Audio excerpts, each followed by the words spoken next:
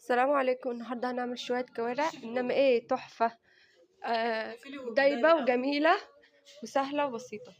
اول حاجة اول حاجة هنعملها زي ما انتم شايفين كده. هشوفها استوت خالص. انا بحبهاش اوفر كوك، بحبها ايه تكون مش دايبة قوي. زي ما انتم شايفين هعملها النهارده في حلة الضغط بتاعتي واشوف هتطلع عاملة ازاي. اول حاجة جبت الكوارع بتاعتي وغسلتها بمية وملح وخل ونزلت ميتها وخليتها ملهاش ريحة خالص في ميتها.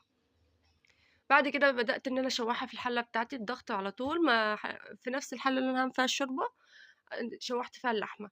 وبعد كده حطيت عليها توم وبصل وقوطة بتاعتي زي ما انتوا شايفين كده، واحط عليها بقى القرفة وجنزبيل وورق غار وشوية فلفل أسمر، وأبدأ إن أنا أشوح فيها وشوية بهارات للشوربة زي ما انتوا شايفين كده.